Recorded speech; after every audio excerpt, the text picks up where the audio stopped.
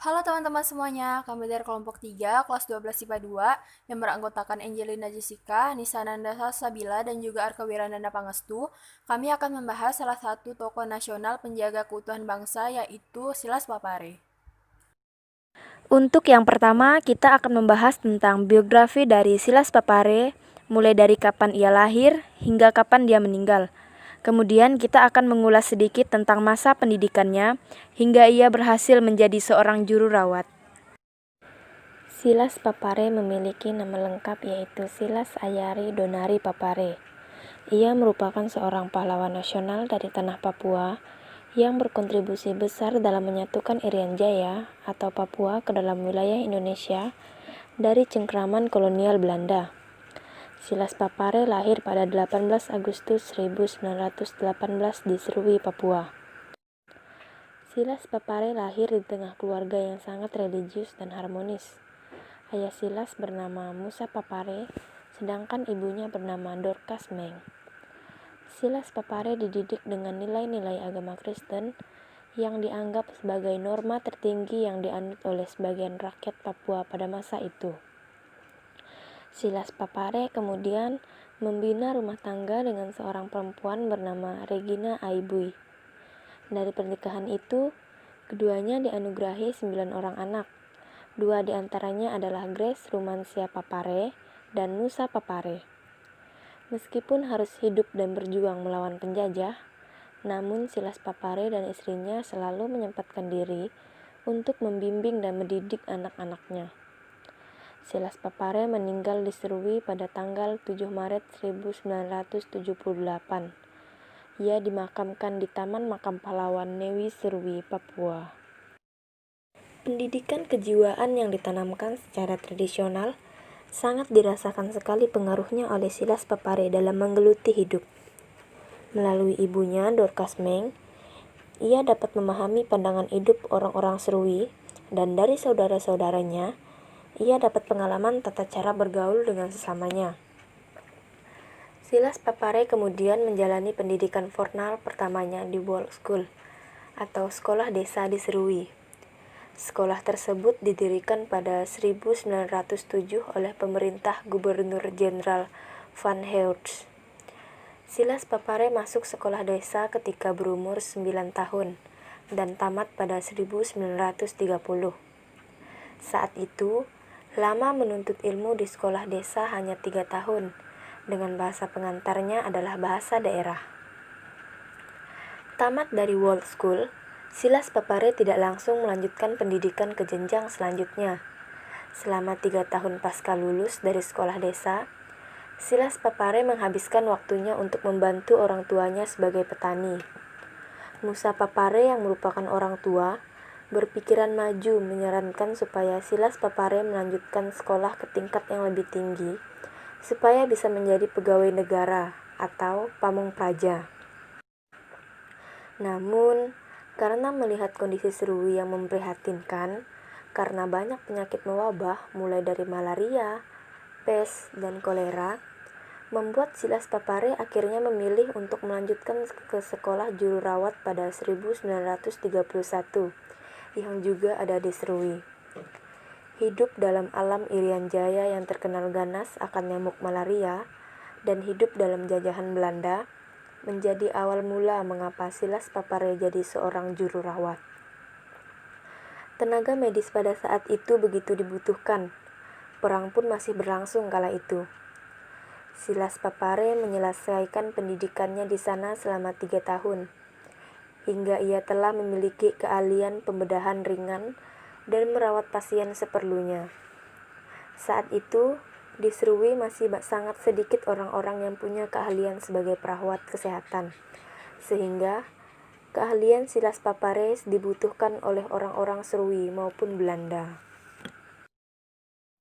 Selanjutnya, kita akan membahas tentang perjalanan karir militer Silas Papare hingga ia menjadi kepala rumah sakit dan melakukan pemberontakan terhadap Belanda.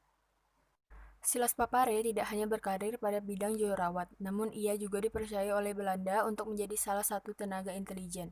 Karena menurut Belanda, Silas Papare memiliki penguasaan medan yang cukup bagus, meskipun sebenarnya ia tidak didukung dengan pendidikan kemiliteran secara khusus.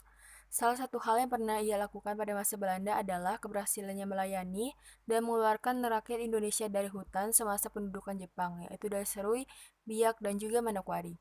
Atas keberhasilannya itu, pemerintah Belanda pun memberikan sebuah penghargaan yaitu berupa bintang perunggu yang diberikan langsung oleh Koningin Wilhelmina di London pada tanggal 5 April 1945. Pada masa pendudukan Sekutu dan juga Belanda, sesudah Perang Dunia Kedua, berkat pengabdiannya di bidang intelijen, Silas Papare pun diangkat menjadi tentara Sekutu dengan pangkat sersan First Class. Kemudian, pada tanggal 4 Juni 1944, Silas Papare dengan berani mengkoordinasi gerakan rakyat untuk membantu tentara Sekutu yang bertepatan dengan pendaratan Sekutu pertama kalinya di Teluk Bombay. Saat itu, beliau diberi bintang jasa pangkat sersan kelas 2. Karir militer ini ia tekuni sampai tahun 1945. Berkat keberhasilannya menolong Sekutu melawan Jepang di Irian Jaya, Silas Papare pun memperoleh penghargaan dari bagian OPS Perang Pasifik dari Biro Intelijen Tentara Sekutu yang ditandatangani oleh G.A. Willoughby, Mayor Jenderal USA atau US Army pada tanggal 31 Oktober 1945. Namun, sejak Sekutu meninggalkan Irian Jaya dan digantikan oleh Belanda, Silas Papare tidak lagi menjadi tentara dan kembali menjadi sebagai tenaga medis di Serui. Kemudian pada akhir tahun 1945, Silas Papare diangkat sebagai kepala rumah sakit Zending di Serui. Karena punya beberapa teman di Pulau Jawa, Silas Papare pun sering pergi ke Jakarta. Sambil berjuang, Silas Papare mengabdikan diri di kantor Kementerian Kesehatan Kota Praja, Jakarta Raya. Ia menjalani pekerjaan sebagai tenaga medis selama 3 tahun, dari tahun 1951 sampai 1954. Pada masa akhir Perang Dunia, Silas terlibat dalam pekerjaan Palang Merah sedunia. Tepat pada tanggal 25 Desember 1945, Silas dan beberapa kawannya berupaya mengajak pemuda-pemuda Irian yang tergabung dalam Batalion Papua untuk bergabung dan memberontak terhadap Belanda. Meski sayangnya, rencana tersebut bocor ke telinga Belanda, sehingga Silas Papare ditangkap dan dipenjarakan di Jayapura. Takdir mempertemukan Silas Papare dengan Dr. Sam Ratulangi, gubernur Sulawesi yang diasingkan oleh Belanda. Melalui perkenalannya tersebut, Silas Papare semakin yakin bahwa Papua memang harus bebas dan bergabung dengan NKRI. Kemudian yang terakhir, kita akan membahas tentang Silas Papare yang mendirikan sebuah partai dan organisasi, hingga ia dimasukkan ke dalam penjara, dan berakhir dengan keinginan Belanda untuk berdamai terhadap masalah Irian. Setelah bebas dari penjara, Silas Papare tak gentar dan terus berupaya. Beliau mendirikan partai pertama di Irian Barat yang bernama Partai Kemerdekaan Indonesia Irian, atau PKII, pada tanggal 29 November 1946. Akibatnya, beliau kembali ditangkap oleh Belanda dan dipenjarakan di Biak. Meskipun begitu, dalam perjalanan ke Biak, Silas berhasil meloloskan diri dan bersembunyi di Yogyakarta. Bahkan, Presiden Soekarno terkejut saat menyadari ada putra asli Irian yang mempunyai semangat berlayar selama 2 bulan untuk sampai ke Pulau Jawa demi mewujudkan cita-cita putra-putri Irian untuk bergabung dengan NKRI. Silas Papare pun kemudian ditunjuk sebagai wakil rakyat Japen Waropen atau Serui untuk terus mengikuti jalannya perundingan KMB di Den Haag, Belanda pada 23 Agustus sampai 2 November 1949. Pada Oktober 1949, Silas Papare mendirikan Badan Perjuangan Irian di Yogyakarta untuk membantu pemerintah Republik Indonesia dalam memasukkan wilayah Irian Barat ke dalam wilayah RI.